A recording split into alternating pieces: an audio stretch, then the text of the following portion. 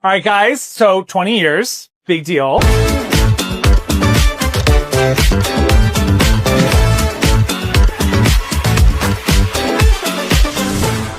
The first thing I want to ask is, doing these conventions, the fandom has always been so interactive, immersive, really.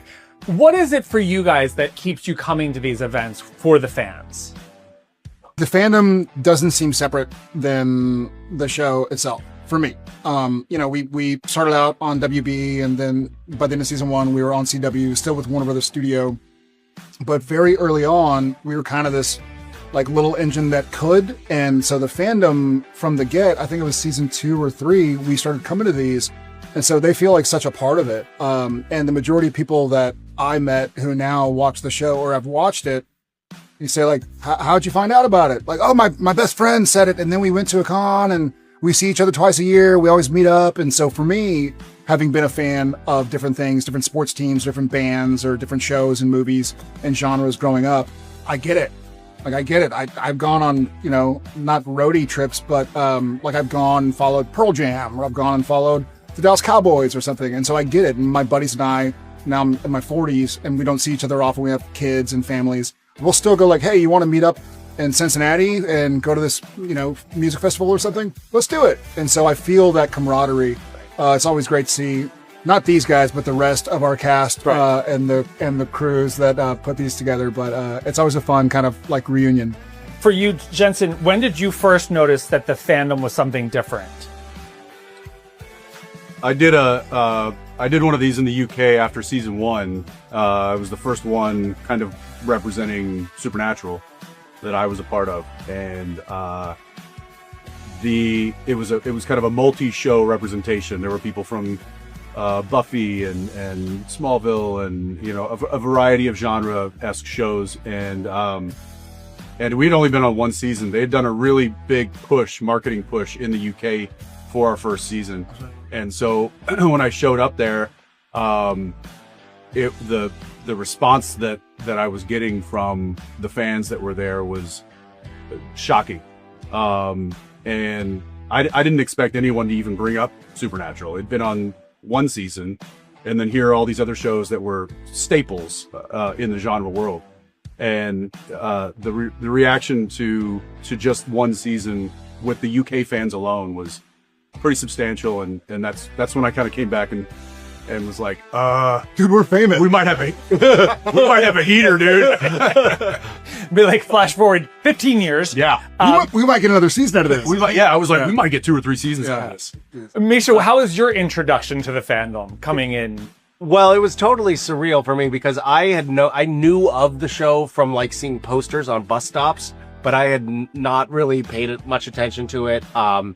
And I was like totally surprised that there was a fandom at all. When I was. Well, I mean, people watch this. You're like, watch these garbage? garbage? No, I was I had a friend who had been on the last iteration of Star Trek, and he was telling me, it was like, man, it's the greatest thing. Like, I just got paid to go to Amsterdam for a weekend to go to a fan convention, and I was like thinking to myself, like, oh my God, I hope my career never comes to that.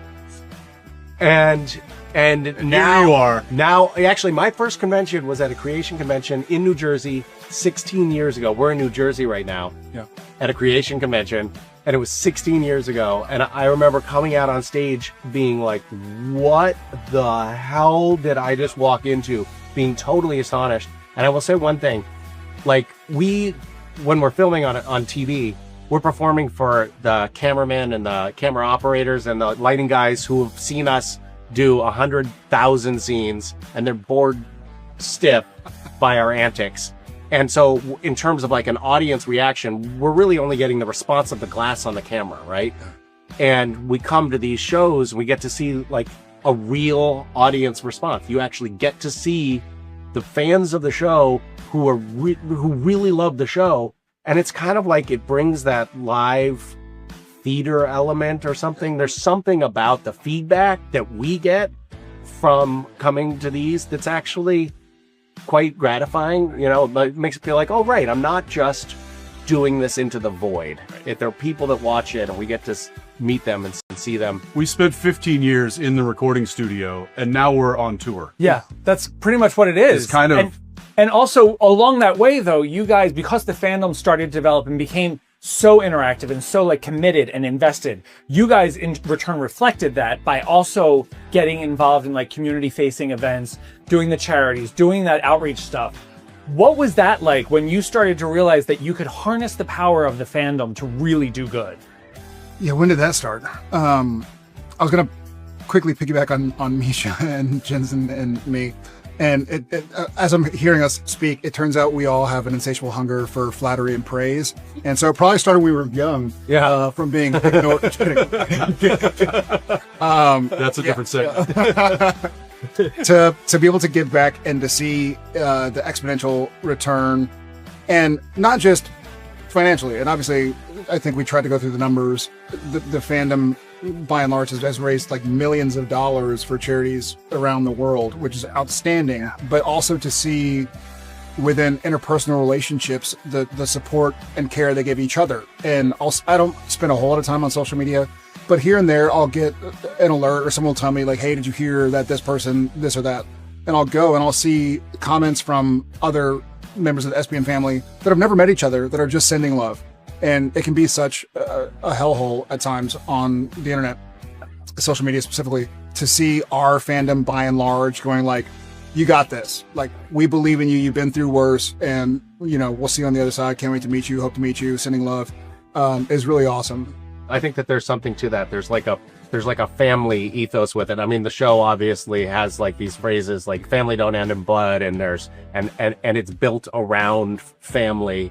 But then we also talk about the SBN family, the Supernatural family, and that encompasses the broader fandom as well as us cast members. Like we do this circuit together and we get to see each other all the time, or have to see each other all the time. But like it's kind of like we have like a lot of times it feels like we see each other more than our family, you know? And we are a surrogate family for one another, but also there's this extended family of the Supernatural community, and it functions kind of like a family, a dysfunctional family, but it functions as a family. Like people really do take care of each other and support each other, and it's pretty nice to see. It's special.